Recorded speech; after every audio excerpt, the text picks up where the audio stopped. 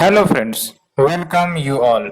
आज हम विजन आईएएस के 2 नवंबर वाले डेली करंट अफेयर्स डिस्कस करेंगे। डिस्कस करने से पहले, जैसा कि आपको पता है, we always discuss a important quote जो काफी ज्यादा एनर्जेटिक एंड मोटिवेशन प्रदान करते हैं। आज भी हम लोग एक कोट लेकर आए हैं जो गौतम बुद्ध ने दिया है, and the quote is the mind is everything, what you think you become. सारा कुछ आपके माइंड का ही तो खेल है। आपको कुछ अचीव करना है, आपका माइंड ही बोलता है। आपको परेशान करता है तो वो भी आपका माइंड ही करता है। आपको खुशियां देता है तो भी वो आपका माइंड ही करता है। तो it all depends on the mind. But mind को ट्रेन किया जा सकता है। ट्रेन इन द सेंस कि कहा जाता है ना कि जो हैबिट होते हैं वो आपके इंपॉर्टेंट कंपोनेंट बन जाते हैं अगर वो कॉन्टिन्यूस बेसिस पे करी जाए तो। उसी प्रकार से आपको जो भी हैबिट अपने अंदर लानी है, चाहे अच्छाई वाली लानी है या फिर कोई डिसिप्लिन लाना है, तो उसको हैबिट में डालना पड़ेगा। कुछ दिनों तक परेशानी होती है क्योंकि आपको आदतें बदलनी है और आदतें आसानी से नहीं जाती। कचरे को पहले निकालना पड़ता है, उसके बाद अच्छी चीजें अंदर आती हैं। तो जब भी आप कोई अच्छी हैबिट लाओगे तो उसमें कुछ दिक्कतें आती हैं, बट समय के साथ वो दिक्कतें भी खत्म हो जाती है। So patience plus the positive attitude कि yes I will do it, yes it will happen, I believe in myself, I believe in God, definitely the target which I have set it will be completed with the grace of God. तो ये belief system हमारे अंदर होनी चाहिए। Belief system ही कहीं ना कहीं हमारा जो एम है उसको फुलफिल करने में मदद करता है। एंड कल भी हमने डिस्कस किया बिलीफ सिस्टम के बारे में। उसका एक बहुत ही अहम रोल हमारे जीवन में होता है। अलोंग विथ हमें माइंड को कूल रखनी चाहिए। माइंड कूल है तो कोई भी परेशानियों का सॉल्यूशन भी निकल जाता है। एंड अगर माइंड आपका कूल नहीं है तो आप देख सकते हो उस समय कोई अच्छा डिसीजन आप नहीं ले पाओगे। जब भी आपने गुस्सा किया होगा और उसके बाद आप कोई एक्शन लेना चाह रहे होगे तो आप देख लेना जो एक्शन होते हैं वो निगेटिव ही होते हैं। So be cool, patience is the key. And गुस्से के समय में एक बात ये जरूर ध्यान रखी जानी चाहिए कि इससे नुकसान तो हमारा ही है। ठीक है, तो ये बात हमने डिस्कस कर ली। Hope you understood. And if you are liking my channel, please subscribe it. So friends, let's move to our article। काफी इंपॉर्टेंट आर्टिकल्स पब्लिश हुई हैं आज, एंड इन्वायरमेंट को लेकर काफी इंपॉर्टेंट आर्टिकल्स है। और सबसे पहली बात तो मैं एक चीज आपको दिखाना चाहूंगा, इन्वायरमेंट का वेटेज आप देख लो, क्योंकि उसके बाद आप थोड़ा समझ पाओगे कि कितना अहमियत है इन्वायरमेंट सेक्शन का। तो ये जो आपका जीएस पेपर 3 है मेंस वाला, उसमें आप देख सकते हो अगर हम डिजास्टर इन्वायरमेंट्स को मैच कर दे, मिला दे, जो एक दूसरे से सिमिलर टॉपिक है, तो लगभग आपका जो 50 नंबर्स के क्वेश्चंस आ ही जाते हैं। 50 मार्क्स के देख सकते हो, 35 इधर है आपका, 15 इधर है। फिर आप देख सकते हो 2018 की बात कर लो, डिजास्टर के टॉपिक से 15 नंबर के क्वेश्चन आए थे, और फिर इधर आप देख लो 35 नंबर के क्वेश्चन आए। तो इस प्रकार से आप देख सकते हो कि अप्रोक्स 50 मार्क्स के क्वेश्चन इन्वायरमेंट प्लस डिजास्टर से आ ही जाते हैं। तो ये टॉपिक हमारा टच होना चाहिए। इसी को कहते हैं priority based arrangement of the topics, कि जो इंपॉर्टेंट टॉपिक है उसको कवर कर कर खत्म कर दिया जाए, रेदर कि हम छोटे छोटे टॉपिक को चुने। वो छोटे छोटे टॉपिक ऑटोमेटिकली कवर हो जाएंगे, पहले जो लो हैंगिंग फ्रूट है उसे चुनना चाहिए। ठीक है friends, so hope you understood. Let's move to the first article, आपका एनवायरमेंट टॉपिक से ही है।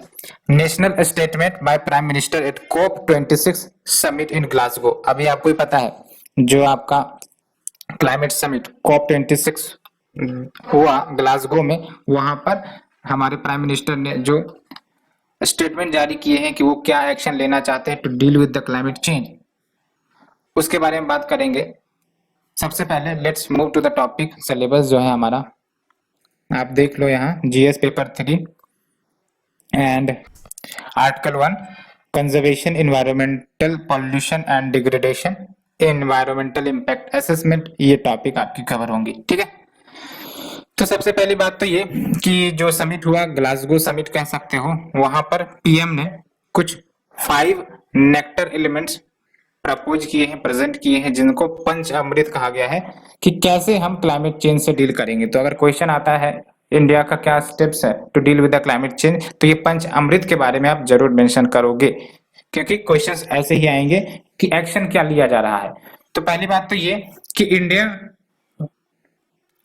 will reach its non-fossil energy capacity to 500 gigawatt by 2030, यानी कि 2030 आते आते जो हमारी नॉन फॉसिल एनर्जी कैपेसिटी होगी, यानी कि जो रिन्यूएबल एनर्जी से प्रोड्यूस होने वाली एनर्जी होगी, अप्रोक्स 500 गीगावाट किया जाएगा। ठीक है। दूसरा जो टारगेट रखा गया है कि जो भारत है वो अपना 50% energy requirement renewable energy source से फुलफिल करेगा बाय 2030। तो लेट्स से कि अभी आपका 100 यूनिट टोटल एनर्जी प्रोड्यूस होता है भारत में, तो बाय 2030 50% जो एनर्जी प्रोडक्शन होगी वो आपका रिन्यूएबल एनर्जी के सोर्सेज से होंगी, चाहे विंड हो या फिर आपका सोलर हो या फिर अन्य सोर्सेस हो। ठीक है।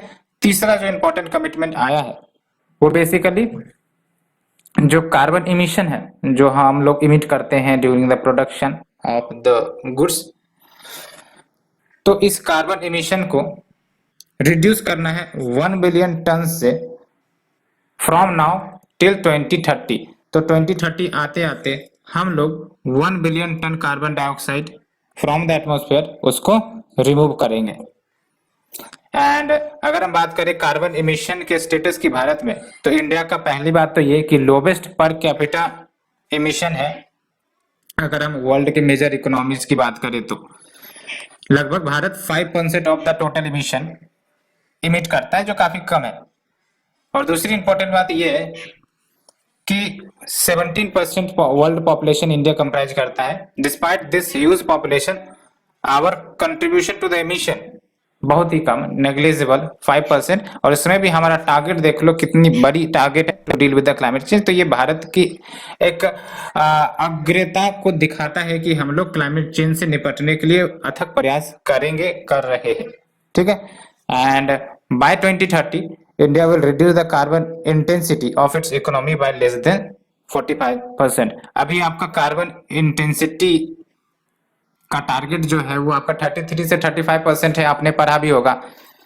कार्बन इंटेंसिटी मतलब जो हम लोग इकोनॉमी में गुड्स प्रोड्यूस करते हैं उसमें जो आपका एनर्जी इस्तेमाल होता है और जो आपके ग्रीन हाउस गैसेस निकलते हैं, तो उसको कम करना है, 45% कर देना है। हालांकि पहले ये टारगेट 33 से 35% का था, तो उसको और ज्यादा रिड्यूस करना है, 45% कम कर देना है। तो ये काफी सीरीज ऑफ इंपॉर्टेंट डिसीजन ली गई है, इस पर तो फोकस रखना ही है हमें। एंड जैसा कि मैंने बोला कि कार्बन इंटेंसिटी जो है वो मेजर किए जाते हैं as carbon dioxide emission per unit of gross domestic product, यानी कि जो आपका पर यूनिट जीडीपी है उस पर यूनिट जीडीपी में कितना ज्यादा इमिशन हो रहा है कार्बन डाइऑक्साइड का, उसको मेजर करने के लिए कार्बन इंटेंसिटी का इस्तेमाल करते हैं। और इसको कम करना है, 45% तक लाना है बाय 2030। तो ये सब बड़े बड़े टारगेट है, आप देख सकते हो। एंड सबसे इंपॉर्टेंट बात जो इस बार इंडिया ने लिया है कि भारत ने भी कार्बन न्यूट्रलिटी का टारगेट या डेडलाइन सेट कर दिया है कि बाय 2070 इंडिया अपना नेट जीरो का टारगेट अचीव करेगा। What do mean by net zero? Net zero यानी कि जितना आप इमिट कर रहे हो उतना ही आप एब्जॉर्ब करवा दो। तो इमिशन इक्वल टू सिंक, कि अगर हम 100 यूनिट इमिट कर रहे हैं एटमॉस्फेयर में ग्रीन हाउस गैसेस को, तो 100 यूनिट हम कंज्यूम करवा दे रहे हैं, सिंक करवा दे रहे हैं। और वो मेथड कुछ भी हो सकती है, चाहे एफोरेस्टेशन हो या फिर टेक्नोलॉजिकल डेवलपमेंट हो, सिंक करवाना है, न्यूट्रल आना है, कार्बन न्यूट्रलिटी। ठीक है। एंड नेट जीरो के बारे में हमने बात कर लिया। इट इज ए बैलेंस, जहां पर इमिशन जो हम करते हैं ग्रीन हाउस गैसेस का, जो प्लेनेट के टेम्परेचर में काफी ज्यादा कंट्रीब्यूट करते हैं, उसको हम बैलेंस कर देते हैं, ऑफसेट कर देते हैं via absorption of N equivalent amount. ठीक है, वही मैंने आपको बताया। और ये पहली बार है इंडिया ने नेट जीरो एमिशन के टारगेट को सेट करा है। तो काफी इंपॉर्टेंट डेवलपमेंट इन्वायरमेंट के सेक्टर में हुए हैं, ये क्वेश्चंस के रूप में आएंगे। आप लेटेस्ट फैक्ट कंक्लूजन के रूप में, इंट्रोडक्शन के रूप में भी इस्तेमाल कर सकते हो। ठीक है। एंड अगर हम बात करें सीओपी की, तो ये क्या होते हैं conference of parties. Conference of parties basically ये अपेक्स डिसीजन मेकिंग बॉडी है। एंड किसका, यूएनएफसीसीसी का। तो यानी कि UNFCCC United nation framework on climate change and convention. And इसके तहत जो आपके लीडर्स मीट करते हैं, जो मेंबर स्टेट्स मीट करते हैं और डिस्कशन करते हैं, कंक्लूजन निकालते हैं, जैसा कि अभी आपने देखा COP26 में, तो वही आपका कोप या कॉन्फ्रेंस ऑफ पार्टीज कहलाते हैं। ये अपेक्स डिसीजन मेकिंग बॉडी होती है। और अगर हम बात करें यूएनएफसीसीसी की, तो ये 1994 में बना था, सो दैट जो ग्रीन हाउस गैसेस एमिट हो रहे हैं हमारे एटमॉस्फेयर में, उसको स्टेबलाइज किया जा सके एंड अर्थ को प्रोटेक्ट किया जा सके from the threat of climate change. And COP26 will also seek to finalize the rules for the 2015 Paris agreement. ये हमने आपको बात भी करी थी कि 2015 के पेरिस एग्रीमेंट को इम्प्लीमेंट करना है, उसके लिए रूल्स नहीं सेट किए गए थे। तो इस COP26 में वो रूल्स भी फाइनलाइज होंगे, क्लाइमेट के ऊपर कुछ रूल्स होंगे। ठीक है, कंप्लीट तो होना था 2018 में ही, लेकिन डिले हुआ। तो यहाँ से ये पॉइंट निकल कर आता है कि कहीं ना कहीं हम लोग जो ध्यान देना चाहिए to deal with the climate change, to fast track the climate change issue, उसमें कुछ स्लो हो जाते हैं। इस पॉइंट से तो ये पता चल रहा है COP26 अभी आपका 2015 का पेरिस एग्रीमेंट के रूल्स को फाइनलाइज करेगा, जबकि होना चाहिए था 2018 में। 2020 के बाद तो पेरिस एग्रीमेंट के जो गोल्स हैं वो ही इंप्लीमेंट होने शुरू हो जाएंगे। दैट्स व्हाई यहाँ पर आप वीकनेस देख रहे हो। तो फर्स्ट आर्टिकल हमने डिस्कस किया, hope you understood. Let's move to the second article.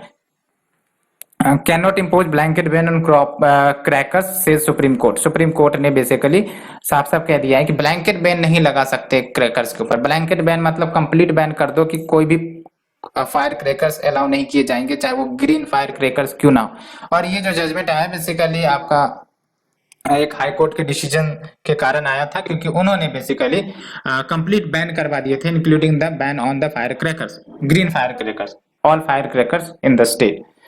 That's why जो सुप्रीम कोर्ट है उन्होंने कलकत्ता हाई कोर्ट के ये डिसीजन को साइडलाइन किया and basically green fire crackers को अलाउ किया। तो आप देख सकते हो Supreme Court set aside the Calcutta High Court order, जिसमें कलकत्ता हाई कोर्ट ने ऑर्डर दिया था कि हम कंप्लीट बैन करवाएंगे sale and use of all fire crackers in the state.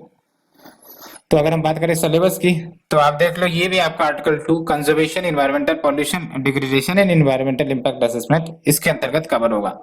ठीक है, तो ये जो हाई कोर्ट का ऑर्डर आया, सुप्रीम कोर्ट ने इस ऑर्डर को एक्सट्रीम ऑर्डर कहा एंड सुप्रीम कोर्ट ने कहा है कि हाई कोर्ट को, यानी कि जो कलकत्ता हाई कोर्ट ने डिसीजन दिया, ये डिसीजन देने से पहले इंडस्ट्री की भी बात सुन लेनी चाहिए थी before passing any such order. तो कंसल्टेशन की बात कही गई है यहाँ पर। एंड पिछले सप्ताह सुप्रीम कोर्ट ने स्टेट्स या यूटीज को ऑर्डर किया था कि जो भी ऑर्डर सुप्रीम कोर्ट ने पहले पास किए हैं on the prohibition and the sale of banned fire crackers, उसको कंप्लाई करें। साथ ही साथ ये भी साफ साफ कह दिया था कि इसका मतलब ये नहीं कि हम कंप्लीट फायर क्रैकर पर बैन लगा देंगे, यानी कि हम ग्रीन क्रैकर्स को अलाउ करेंगे, बिकॉज ग्रीन क्रैकर्स यूज हो सकते हैं during the festival because it is less polluting.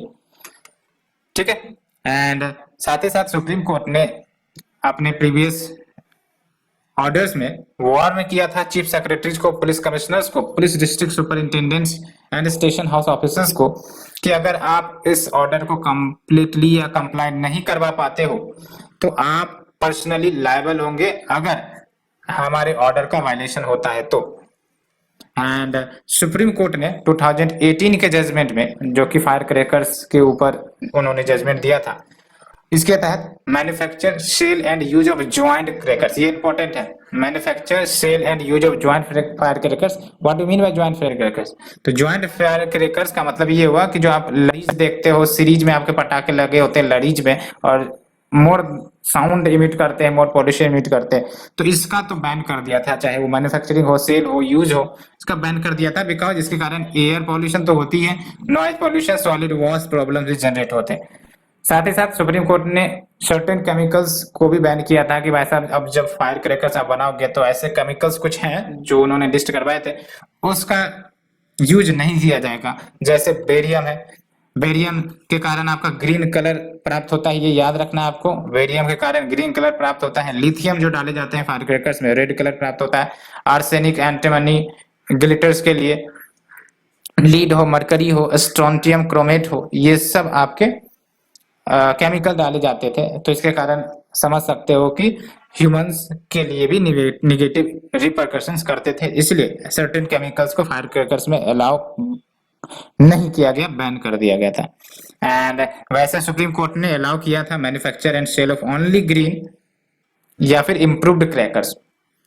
Improved crackers यानी कि वैसे क्रैकर जो एस के यूज को अवॉइड करते हैं एज फिलर मटेरियल, बिकॉज ये जो एस होते हैं ये गंदगी होते हैं, और जब ये एटमॉस्फेयर में जाएंगे तो डेफिनेटली ये पॉल्यूशन क्रिएट करते हैं। और दूसरी इंपॉर्टेंट बात आप समझ सकते हैं, ठंड का मौसम होता है, तो ठंड के मौसम में ये जो एस पार्टिकल्स होते हैं काफी ज्यादा पॉल्यूशन क्रिएट करेंगे, बिकॉज एयर का सर्कुलेशन स्टेबल रहता है, वो एयर कहीं मूव नहीं करता है। दैट्स व्हाई विंटर में आपका पॉल्यूशन की समस्या काफी ज्यादा मल्टीप्लाई हो जाती है। एंड अगर हम बात करें ग्रीन क्रैकर्स की, तो ग्रीन क्रैकर्स बेसिकली ये बनाए जाते हैं लेस पॉल्यूटिंग रॉ मटेरियल्स से।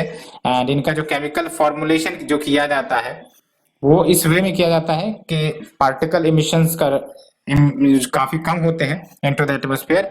कैसे? बाय सप्रेसिंग द डस्ट जो प्रोड्यूस हुए हैं।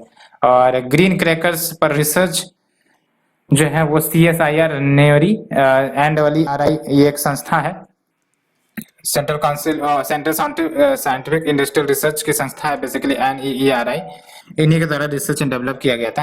And we have the different type of green cracker जो भारत में अवेलेबल है, जैसे सेफ वाटर रिलीजर, श्वास, safe thermite cracker, star and safe minimal aluminium सफल क्रैकर। तो अगर पूछ लिया जाए स्टार, श्वास, सफल, recently sometimes seen in news associated with what? Green fire cracker, ठीक है।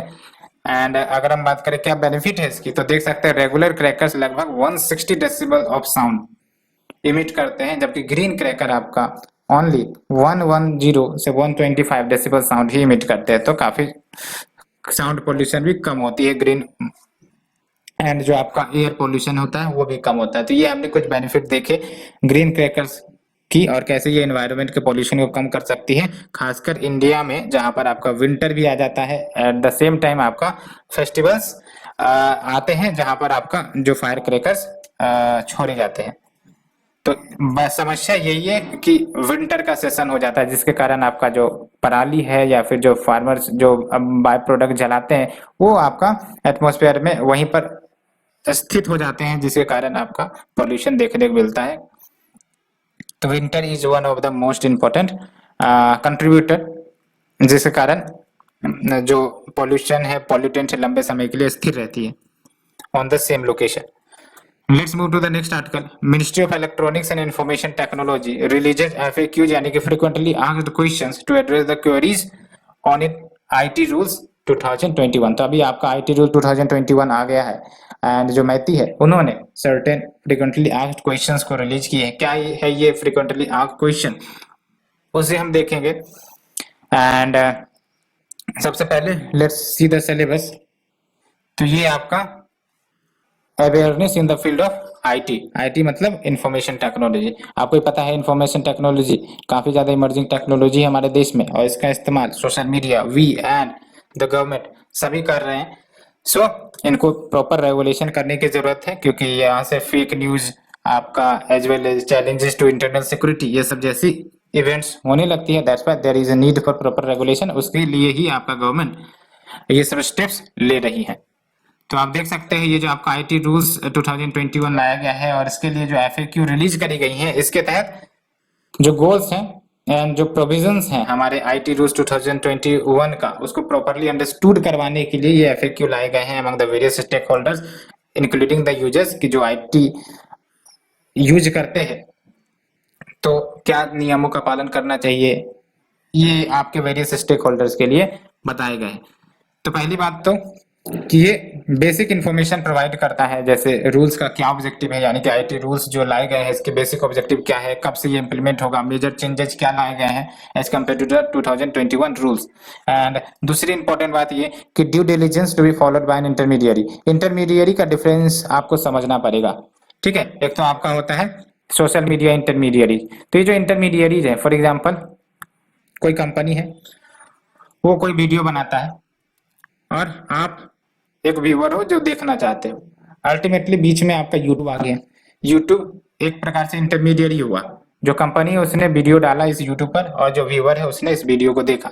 तो ये जो इंटरमीडियरी है वो कनेक्ट करता है व्यूअर एंड जो आपका वीडियो मेकर है। तो इसे कहेंगे इंटरमीडियरी, जो मध्यस्थता करवाता है।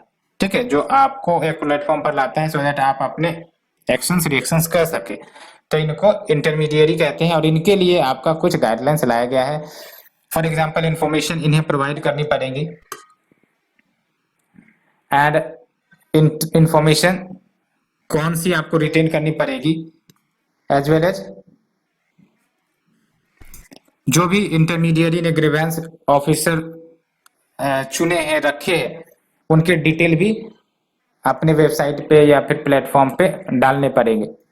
ठीक है, and additional due diligence by significant social media intermediary, यानी कि ये ड्यू डिलिजेंस तो फॉलो करने ही पड़ेंगे, साथ ही साथ कुछ एडिशनल ड्यू डिलिजेंस जो सिग्निफिकेंट सोशल मीडिया इंटरमीडियरी है। सिग्निफिकेंट सोशल मीडिया इंटरमीडियरी यानी कि जिनकी जो पहुंच है वो काफी ज्यादा है, जिनका जो प्रेजेंस है काफी ज्यादा है, तो उनके लिए कुछ एडिशनल ड्यू डिलिजेंस के प्रोविजन लाए गए हैं। जैसे मॉडलिटीज क्या हो in appointing the designated manpower resources based in India. साथ ही साथ मंथली कंप्लायंस रिपोर्ट्स जो आप दोगे, यानी कि सोशल मीडिया इंटरमीडिएट को जो मंथली कंप्लायंस रिपोर्ट देने होंगे, कौन कौन से डिटेल्स आपको सबमिट करने पड़ेंगे, इन सब के बारे में जानकारी दी गई है। ठीक है, and grounds of non compliance to intermediary rules, यानी कि कौन कौन से वो ग्राउंड होंगे जहां पर कंप्लायंस नहीं किया जाएगा, ये ग्राउंड भी बोले गए हैं। ठीक है, तो ground of non compliance to the intermediary rules. And अगर हम बात करें आईटी रूल्स 2021 की, तो ये जो आपका आईटी रूल्स 2021 है ये open safe and trusted internet plus जो इंटरमीडियरीज हैं जो ये सब सर्विसेज प्रोवाइड करते हैं इनकी भी अकाउंटेबिलिटी को फिक्स करना है, including the social media intermediary to the users. And इस रूल्स के दो सेगमेंट है, यानी कि दो सेगमेंट में बांटा गया है इसको। पहली बात तो इंटरमीडियरी गाइडलाइंस जो पार्ट 2 ऑफ द रूल्स में गवर्न होती है और इसको मैथी एडमिनिस्टर करेगी। ये बहुत इंपॉर्टेंट इन्फॉर्मेशन है प्रीलिम्स के लिए। ठीक है, तो आप देख सकते हो दो मिनिस्ट्रीज यहाँ पर रेगुलेट करेंगी। तो इंटरमीडियरी गाइडलाइंस का देखरेख आपका मैथी करेगा। एंड जो डिजिटल मीडिया एथिक्स कोड है which comes under the part 3 of the rules, ये एडमिनिस्टर करी जाएंगी ministry of information and broadcasting के द्वारा। ठीक है, एंड इंटरमीडियरीज के डेफिनेशन हमने आपको बता ही दिए हैं कि वैसे एंटिटी जो स्टोर करते हैं या फिर ट्रांसमिट करते हैं data on behalf of other person, जैसे यूट्यूब की ही बात कर ले, फेसबुक की ही बात कर ले, तो हमने कुछ पोस्ट किया तो हमारे बिहाफ पर उस इंटरमीडियरी ने रिफ्लेक्ट करवाया अपने पेज पर, तो ये होता है आपका इंटरमीडियरी दैट स्टोर्स या फिर transmit the data on behalf of other persons. And इसमें आपके टेलीकॉम या फिर इंटरनेट सर्विस प्रोवाइडर्स आ जाएंगे, online market places, search engines and social media sites, ये सब कवर हो जाते हैं। एंड जब हम बात करें सिग्निफिकेंट सोशल मीडिया इंटरमीडियरीज की, तो जो आपका सिग्निफिकेंट सोशल मीडिया इंटरमीडियरीज है इसमें वो इंटरमीडियरीज आ जाते हैं जो सॉलिडली ऑनलाइन इंटरेक्शन करवाते हैं between the users with A notified threshold of 50 lakh registered users. तो इसमें बात ये होती है कि यूजर्स की जो थ्रेशोल्ड होती है, संख्या होती है, काफी ज्यादा होती है। दैट्स व्हाई ये सिग्निफिकेंट सोशल मीडिया इंटरमीडियरीज कहलाते हैं और इनको रेगुलेट करना काफी ज्यादा महत्वपूर्ण भी हो जाता है। तो ये हमने आर्टिकल नंबर 3 डिस्कस किया। Let's move to the next article. India achieves key success at G20 saves language of climate action. तो फिर से आपका एनवायरनमेंट का टॉपिक आ चुका है एंड देख सकते हो आप article 4 conservation environmental pollution and degradation environmental impact assessment, इस टॉपिक के अंतर्गत आपका कवर होगा।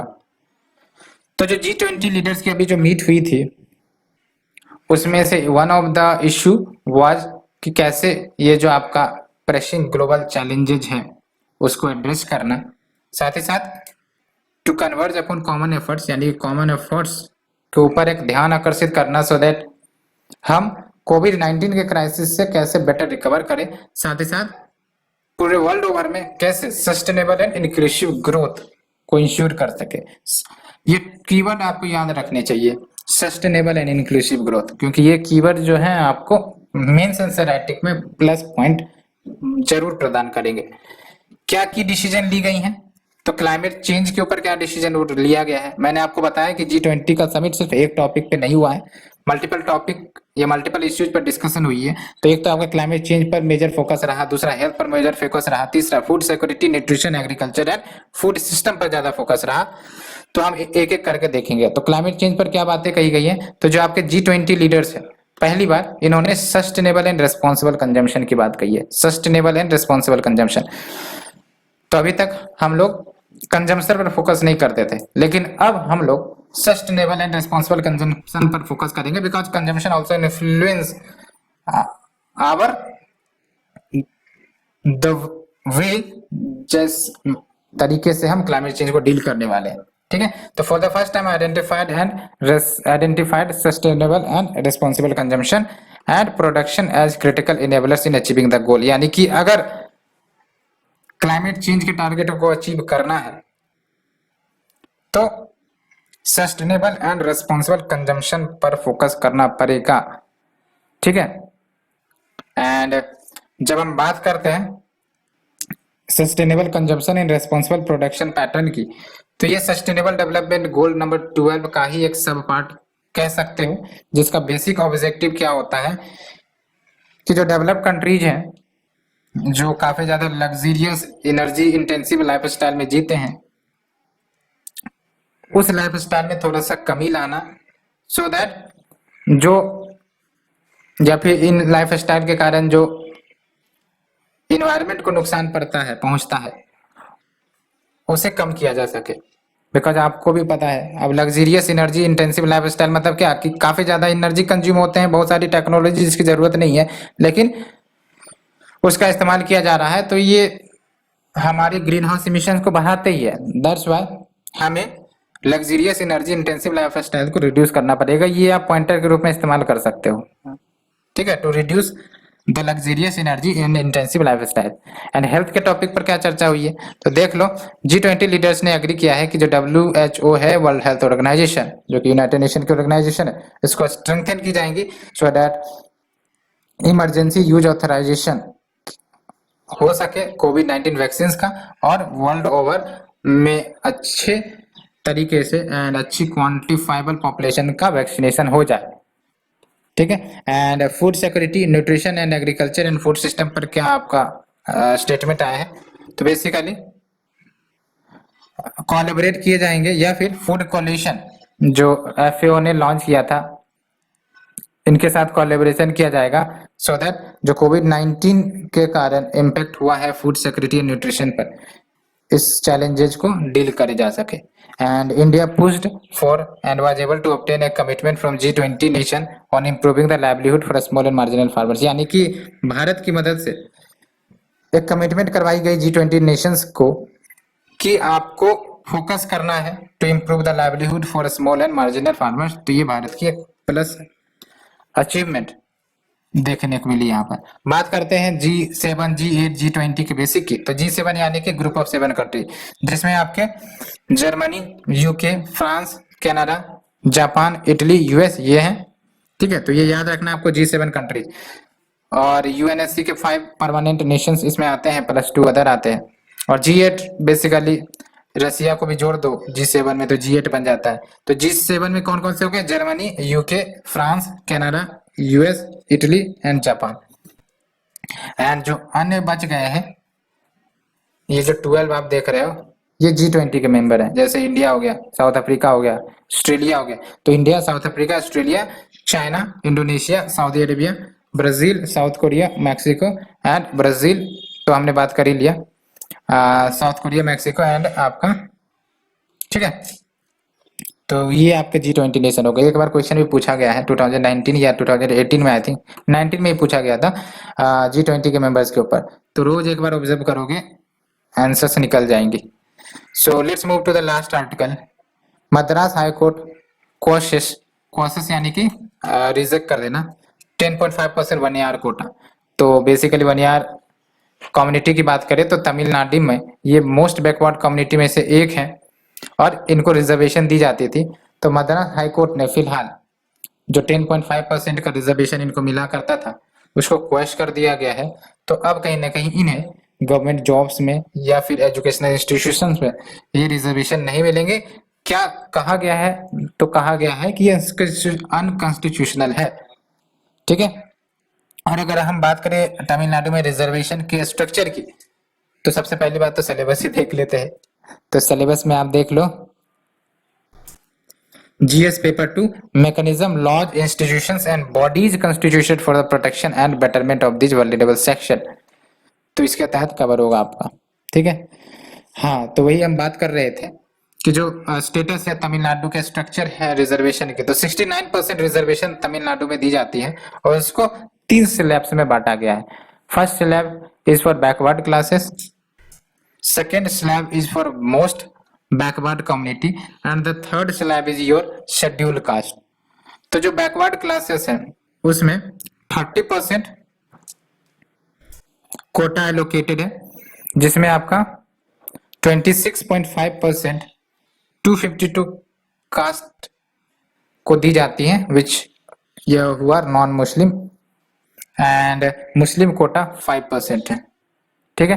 एंड अगर हम बात करें मोस्ट बैकवर्ड कम्युनिटी की, तो उसमें आपका 20% शेयर है, जिसमें आपका पहले 10.5% वनयार को दिए जाते थे, 7% बेसिकली 68 डिनोटिफाइड कम्युनिटीज को दी जाती थी, एंड 2.5% अदर 41 कास्ट को दी जाती थी। एंड शेड्यूल कास्ट के लिए बेसिकली 18% का प्रोविजन था, एंड इसमें आपका अरुणथयार को 3.7% का कोटा था एंड शेड्यूल ट्राइब को 1% का कोटा दिया गया था। तो ये आपका स्ट्रक्चर है रिजर्वेशन का तमिलनाडु में, ये हमने देखा। लेकिन बात है क्या क्या की हाईलाइट रहा है सुप्रीम कोर्ट, मतलब क्या की हाईलाइट रहा है हाई कोर्ट के जजमेंट का, कि आखिरकार ये क्वेश्चन क्यों हुई। तो पहली बात तो हाई कोर्ट ने कहा है कि ये जो लेजिस्लेशन था जिसके तहत ये कोटा जो प्रोवाइड करी गई थी, वो आर्टिकल 15, आर्टिकल 16 एंड आर्टिकल 29 का वायलेशन है, बिकॉज इस प्रोविजन के तहत वन कास्ट को डिफरेंटली ट्रीट किया जा रहा था, जिसके तहत आप देख सकते हो 10.5% का रिजर्वेशन कोटा दिया जा रहा था, जबकि ये बैकवर्ड क्लास के कैटेगरी में इनको पहले से कैटेगराइज किया गया है। तो यहाँ पर आपका हाई कोर्ट का यहाँ जस्टिफिकेशन आया है कि ये जो आपका प्रोविजन था, it treated one cast that is one year differently. और इससे पहले सुप्रीम कोर्ट ने अपने इंदिरा साहवानी जजमेंट, जो कि फेमस मंडल केस जजमेंट है, उसमें कहा था कि caste alone cannot be a criteria to make reservation, यानी कि रिजर्वेशन अगर कोई स्टेट दे रही है तो इसका मतलब ये नहीं कि हम अकेले उस कास्ट के आधार पर, सिर्फ कास्ट एकमात्र बैकग्राउंड ना हो टू गिव द रिजर्वेशन, उसके तहत वेरियस अदर बैकग्राउंड्स भी है जो सुप्रीम कोर्ट ने दिए भी थे, हम डिस्कस करेंगे, ये है कंडीशन आपका। ठीक है। एंड दूसरा जो जस्टिफिकेशन दी गई है वो ये कि स्टेट ने पॉलिसी डिसीजन नहीं लिया है to modify the reservation after consulting the national commission for backward classes as mandated by article 338B, यानी कि आपको पता है अगर ये जो हमारी कम्युनिटी है, अगर इनसे रिलेटेड कोई डिसीजन लेना है तो there is a body that is national commission for backward classes, और इनसे कंसल्टेशन मैंडेटरी था बिकॉज ये आर्टिकल 338B प्रोवाइड करता है। तो स्टेट ने कहीं ना कहीं इनके सजेशन को नहीं माना। एंड जो तीसरा है जो सुप्रीम कोर्ट भी अपने साहवानी केस में जजमेंट दिए थे, वो ये है कि जो सब कैटेगराइजेशन है रिजर्वेशन का जो किया जाएगा वो without any quantifiable data on backward classes के आधार पर किए गए हैं within the most backward communities. तो ये जो आपका without any quantifiable data on backward classes हैं, तो यानी कि इनको रिजर्वेशन तो दी गई लेकिन इसके बैकएंड में कोई क्वांटिफिकेबल डाटा नहीं था, जबकि सुप्रीम कोर्ट का ये प्रोविजन है कि there should be quantifiable data on backwardness. तो आप देख सकते हो कंडीशन फॉर रिजर्वेशन जो सुप्रीम कोर्ट ने ले डाउन किया था इंदिरा साहवानी केस में। पहली बात तो जो रिजर्वेशन होगा वो socially and educationally backward class के लिए होगा। दूसरी इंपॉर्टेंट बात 50% कैप होगा वर्टिकल रिजर्वेशन में, यानी कि टोटल एट मैक्स 50% रिजर्वेशन दिए जाएंगे एंड क्रीमी लेयर को एलिमिनेट करना है from the backward classes and there should not be any reservation for the promotion. Reservation in promotion का मतलब क्या हुआ कि जो रिजर्वेशन मिलेंगे सिर्फ एंट्री पॉइंट पर मिलेंगे, एक बार आप एंट्री कर गए उसके बाद रिजर्वेशन, आपका रिजर्वेशन इन प्रमोशन नहीं होगा, ठीक है। लेकिन अभी टेम्पोररी रूप से रिजर्वेशन इन प्रमोशन अलाउड है बेसिकली। सो ये हमने 5 आर्टिकल डिस्कस किए, hope you understood. So friends आज के लिए इतना ही। Thank you friends, thank you very much.